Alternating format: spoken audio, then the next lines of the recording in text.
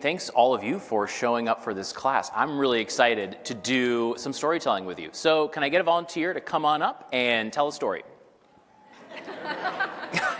I am just messing with you. We do not have time for that. So a couple of housekeeping notes. There's a big QR code here. This is an opportunity if you would like to view this as a workbook, as a Google Doc. We're going to do an exercise. So if you want to take your phone out and take a picture of me, that's great. But also, if you want to have that handy, it'll be useful at the end. And also as a takeaway. So this is in lieu of printing out hundreds of physical worksheets today. All right, so let's go ahead and get started. We are here to talk about storytelling. And storytelling is one of my favorite topics to teach. One, because it's fun. Two, because it's practical. And three, it gives you an opportunity to share a little bit about yourself while talking about something work or professionally related. So let me get started. The name of my business, as we learned in the introduction, is called Oak and Reeds. And I named my business this actually for two reasons. One is it's the name of an Aesop's fable that I found to be particularly interesting and meaningful. Is anyone familiar with Aesop's fables? Right? These old stories, like the tortoise and the hare, kind of are familiar with these ancient stories that have a myth or have a little bit of a moral to them. So I love the story of the oak and the reeds. And also the second reason I named my business this was because the URL was available. And so I did that and did the 10,000 other things I needed to do to start a consulting company. Does anyone know the story of the oak and the reeds? And you can't raise your hand because you've heard this one before. Yeah, it's kind of one of the lesser-known Aesop's fables. It's like the Aesop's fables B-sides, if you will. The short version goes like this. There was a big, tall oak tree standing by the side of a river. And the oak tree was talking to some reeds, these tall grasses. And the oak tree, it had a little bit of an attitude. It was saying, look at me, I'm this big, tall oak tree, I've got these deep roots, this huge trunk, and these massive branches, and you're just a bunch of flimsy reeds. Every time there's a tiny gust of wind, you basically blow over and touch the ground. You're weak. I can't imagine how you've survived this long. Of course, overnight, things change. There was a huge storm that blew in. Lots of wind, rain, thunder, lightning, hail, the works. And the storm was so strong and so powerful, it actually picked the oak tree up from its roots, snapped its trunk in half, and killed it instantly. But the reeds, on the other hand, survived. Every time there was a gust of wind, they blew over, and then when the storm was done, that next morning, they popped right back up like nothing happened. So like any good Aesop's fable, there's a moral here, right? It doesn't matter how big and strong you are. It doesn't matter how large your organization is or how many locations you have. What matters in the face of change and uncertainty is flexibility. This is what I like to bring to all my workshops, to all my keynote talks, to all my coaching, and this is what I want to work on with you today, is using storytelling as a way to help lead and communicate through change and through uncertainty. Because I know as part of this group, we're leading a ton of change, and we're going to have to tell a lot of stories about how that change will be successful. So that's really our bedrock skill today. All right, so why are we here? First, we're going to use stories as a tool to help drive people to take action. Whatever that action is. I know technology-related actions, there's probably a list of 100 things you're trying to motivate and instruct people to do. That's a big first topic. Then I'm going to give you a really practical tool for figuring out how do I even craft a story I can tell in a professional setting. I'm going to give you a checklist. It's going to be really simple, and thankfully, hopefully, we're going to have enough time to practice. I've cut down the content, so we're going to do a little bit of practice. So ideally, we get our homework done in class, which is always the best kind of class to be in, right? I'm going to give you a chance to practice with a partner, with the person you're sitting shoulder to shoulder with right now. So make friends with that person. And start thinking, what is an example you want to practice telling? Maybe it's a project you're leading or something coming down the pipe. Or maybe it's your own personal story of how you came to be in your position at Chick-fil-A. Whatever that example is, I want you to start thinking, what do you want to practice today? Because we're going to end with that workshop exercise. Okay, how does this agenda sound? I hit a couple. All right, well, if you're not into this agenda, I don't know what to tell you because this is what we're going to do for the next 30 minutes. So hopefully you'll get a few more woos by the end of today. All right, why stories? I want to lead off with a little bit of kind of practical knowledge. Stories are one of the best motivators to get people to take action. Stories are one of the things as humans we have evolved to understand in this innate, down to our bones way. Stories are a fantastic way to share knowledge, share a how-to, share a step-by-step way to learn a new skill or practice a certain technique. Stories are a great way to talk about relationships, to explain how your leadership structure works or how your management philosophy works. These are all great things you can tell through a story as an example, as opposed to just putting it on a slide. And stories are a fantastic way to show unexpected ways to solve problems. I put Steve Jobs up here because I was in preparing for this talk thinking about great stories, storytellers in the technology space. And Steve Jobs was one of the most excellent storytellers when it came to talking about products. If you look back on his 2007 keynote talk where he unveiled the iPhone, it's one of the great stories and great storytelling showcases in technology history. That talk kind of explained how the rest of the history of the phone would unfold. And it is one of these great examples. I highly encourage you to check it out on YouTube if you want an example of how you can tell stories of future technologies in a really clear and compelling way. The big picture here is that stories do two things. This is why I'm teaching stories. They do two really important things. They provide simulation and inspiration. So what I mean by that is a story is a little module that will show people how to act, show people the steps to be successful in a situation, step by step. Instead of just giving them a checklist, you can tell it through a story. Right? This is how I want you to learn this new technology. This is how I want you to operate in this new organizational structure. This is what it's going to look like. And the other thing that makes it beyond just a checklist is inspiration. Stories can motivate. And that's the big picture idea. You do those two things at the same time, and you can drive change. So, another way to think of stories is that stories, they're like flight simulators for the brain. It's not just that it's interesting and fun to listen to a story. It's that research has shown that when you listen to a story about something you have to do, it is 2/3 as good as actually practicing that technique. So I'm going to say that again. Telling someone a story is 66% as good as having them actually do the thing they're going to be doing. And it is obviously a whole lot simpler and more cost-effective to walk them through that story. Anyone here an athlete? Okay, a couple hands. Great. Okay, fair enough. It's like, tell relatable anecdote. Like, all right, that one's not gonna go. A lot of great athletes will simulate an event in their head, great pitchers, pitch by pitch by pitch, sit by themselves for 3 hours and imagine every single beat of that game. Great performers, great musicians will sit and imagine the show as they walk on stage from the moment.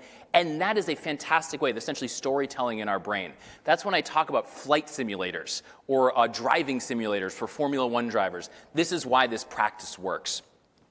The other thing that's really interesting, if we want to talk about research, and if you're interested in this, I highly recommend a book called Made to Stick by the Heath brothers. Other research is that when you are listening to a story, it lights up the same parts of the brain as actual practice. That's where that 2/3 stat comes from. So again, these are really, really, really good tools to have in your communication back pocket. All right, here's an opportunity to get some folks to talk.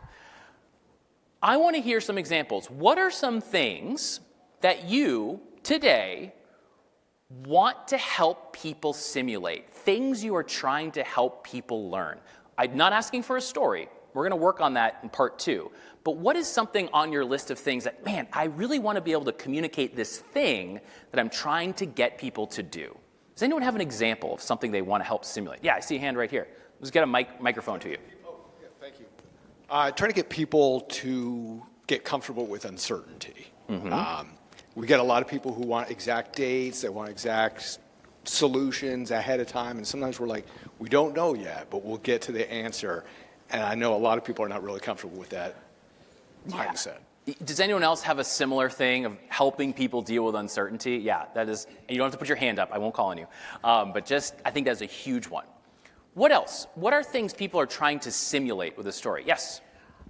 In the Q&A we just had, someone from STS said, we have partners in the business who built their own technology, and there were risks in it, and we're trying to change and partner with them, have them work with our DTT teams. Yeah, I love that, kind of simulate what it would be like to partner with us or how this collaboration might work. Fantastic.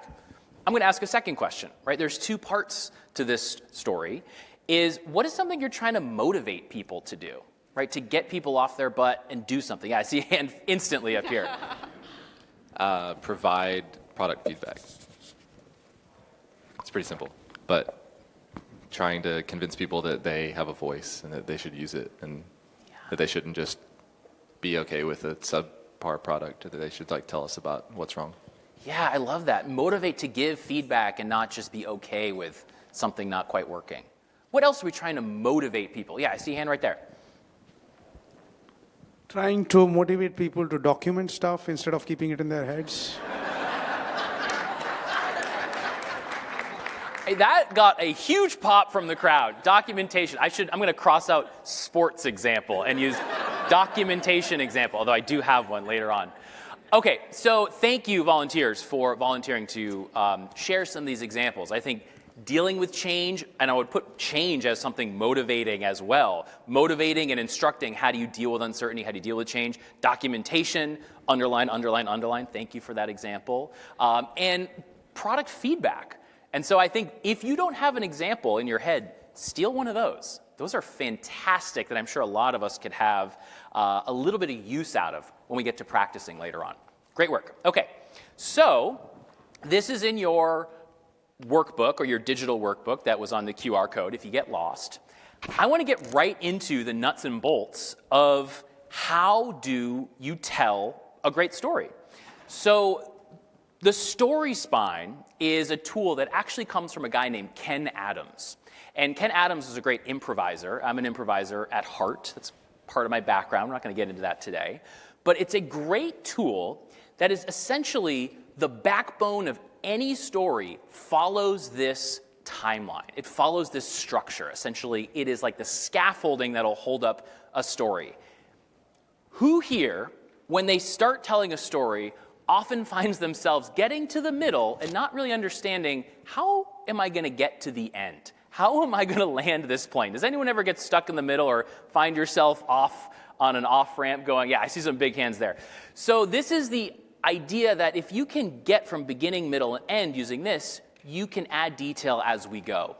And this is a quick plug to stay in your seats for part 2, which is in our second breakout, where I'm going to talk to you about adding detail. This is just the bare bones.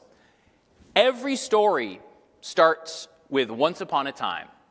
And I'm going to walk through an example here about spreadsheets, to talk about the story of spreadsheets, to give you an example of how this spine works. So once upon a time, this is where in your story you talk about how the world is before your story really starts. So what is the world like before the story begins? So once upon a time, in the late 1970s, spreadsheets were clunky, command line software that took a lot of time and effort to update and use. Was anyone around using spreadsheets in the 1970s? Me neither. So, once upon a time, this is what the world was like. Every day, people on their Apple IIs would tap their way through VisiCalc and moving line by line through numbers and data.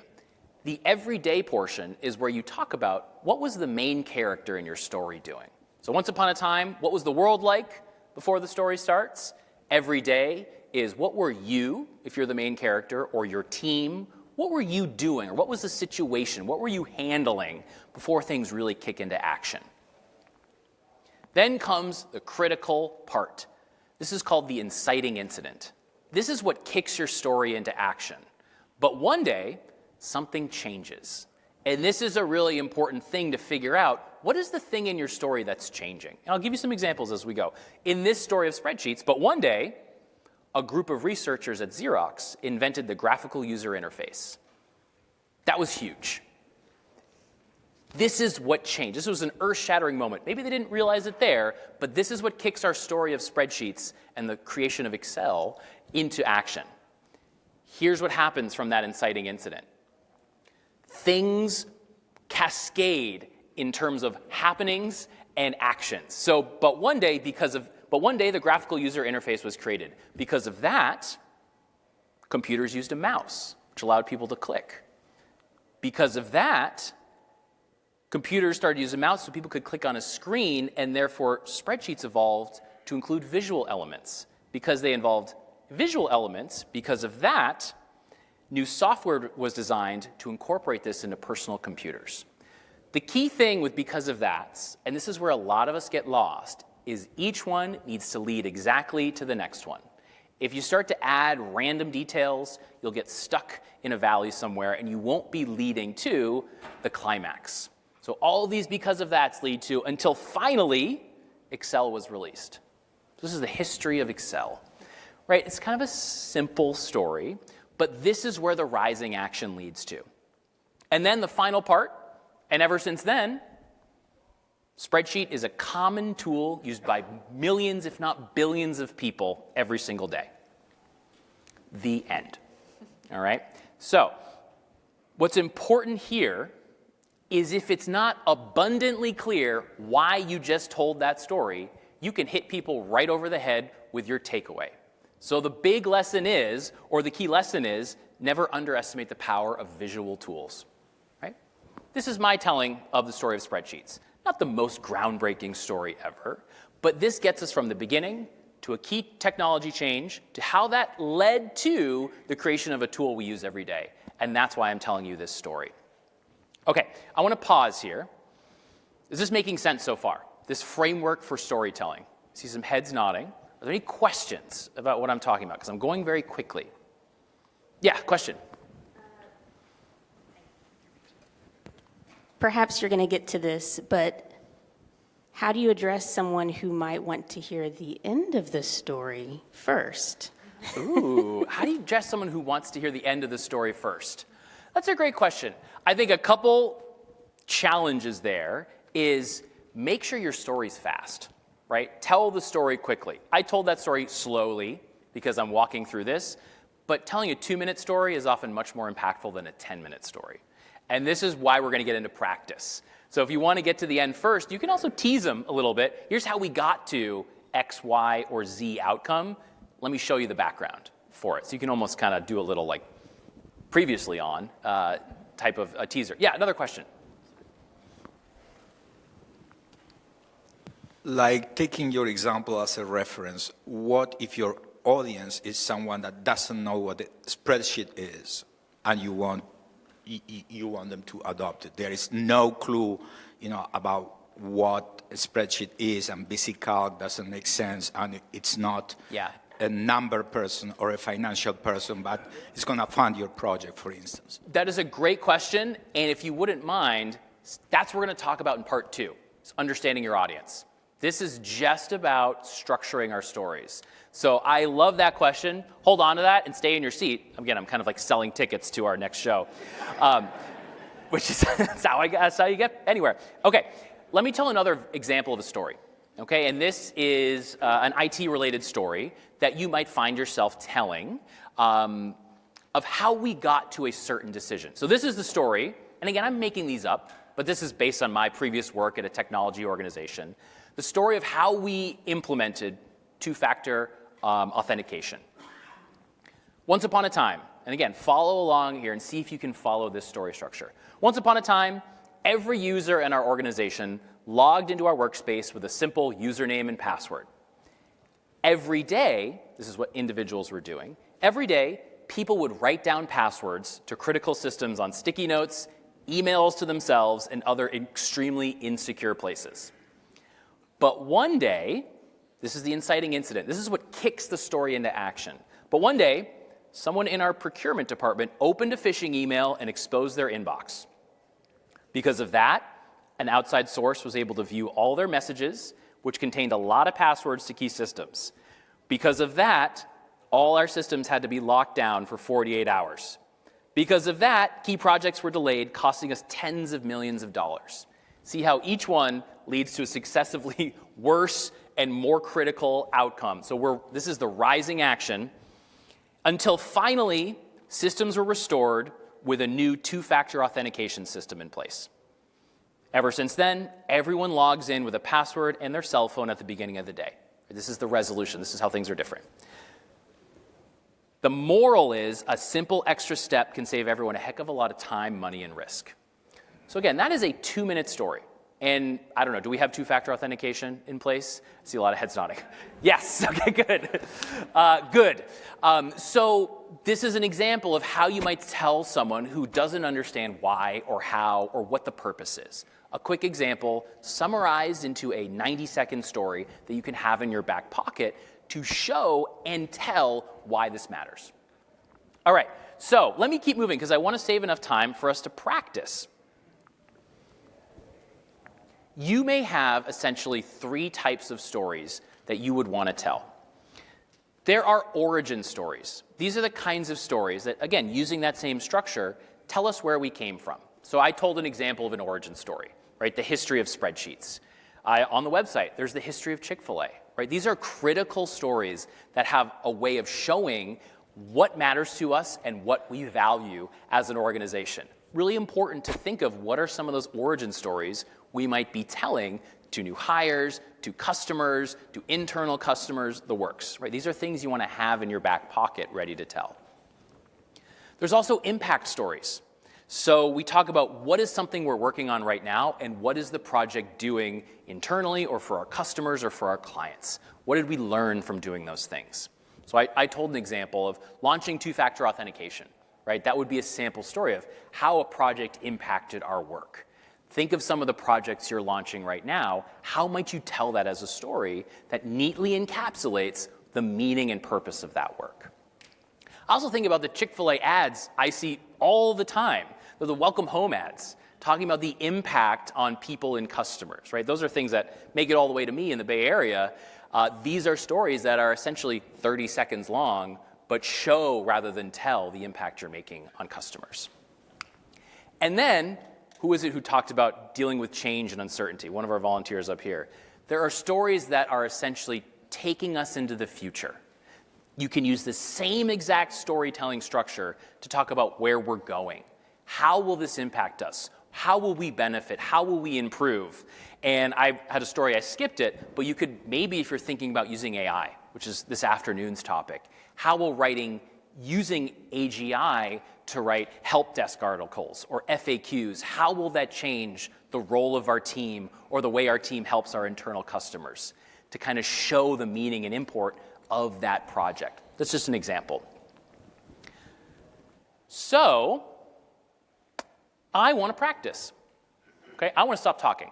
So the way this is going to work, if you had that QR code up on your phone, this is going to walk you through exactly this set of instructions, but it's also going to have that story spine, because I'd like you to have the story spine up on your phone ready to practice, because we're going to practice using that tool to tell our own personal stories. So here's what I want you to do. I want you to pick a true story you want to practice. I mentioned earlier, what's something you want to simulate people to do, or something you want to inspire people to do? It could be an origin story. Where did a project you're working on come from?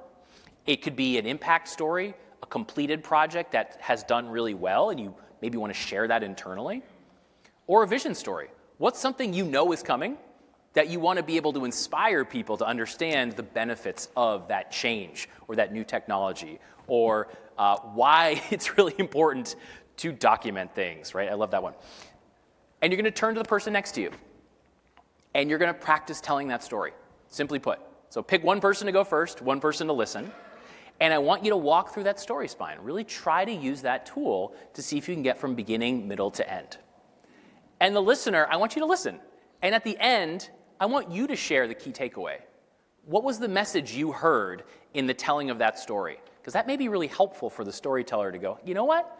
That wasn't exactly what I meant, but that's an interesting wrinkle. Let me try again next time. And then switch. So you're going to go really fast. We have about 9 minutes left. So let's do 8 minutes. So I'm going to give you time to do 4 minutes and 4 minutes. I will tell you when we're halfway through, and then we'll come back together and close out. Does that make sense, what we're about to do? All right, go for it. I'm going to be coming around to say hi and see how you're doing. Pick one storyteller and one listener to start. Okay, let's finish up and come back together. If you can hear me, clap once. If you can hear me, clap twice. All right, still works. It still works. Okay, thank you for giving that a shot. I always like to do a little bit of an exercise, even in a short workshop, to kind of feel how this tool feels when we're telling it with real stories. And we have a couple minutes left. I'm wondering if we could get a volunteer to tell the story they just practiced in front of the group. This is an opportunity to display some courage and give it a shot. Do we have a brave volunteer who wants to practice telling the draft version of their story in front of the group? Yes, I see a hand right there. Give a round of applause. All right. And what's your name? Tad. Tad. It's a pleasure. All right. What is your story? I can put the story spine up if you'd like. All right. Well, once upon a time,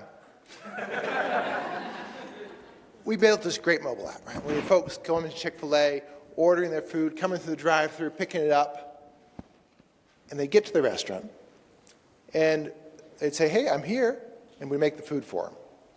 I said, why on earth do I download this app, place my order, drive to the restaurant, you're not making the food till I get here? And people were getting frustrated. They were saying, well, maybe if I tell them I'm here, I'm not really here, then the food will be ready when I get here, or maybe I'll just complain, or maybe I just won't even bother using this app. So we had an insight, and we said, wait a sec, all these people have a GPS on their phone. We know where they are. We know when they're going to get to the restaurant. And so we had this idea. Because of that. Yeah. That we could start making the food while they're coming, and when they get there, they can drive up, have a smiley person give them a hot bag of food, and be on their way. And that changed people's experience and led us to a point where, with auto-release, we're able to make people happy and give them great food right when they want it. And that's just a lesson that when you iterate on what you're doing, take risks, experiment with technology you have, you can make life so much better for your customers. I love that.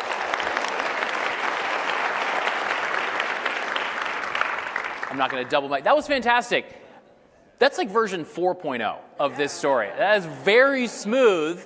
I'll be honest, I get worried when someone starts to wander away with the microphone. I don't know how much time we're going to do. That was fantastic, right? Once upon a time, people were ordering food, and it was just sitting there at the counter.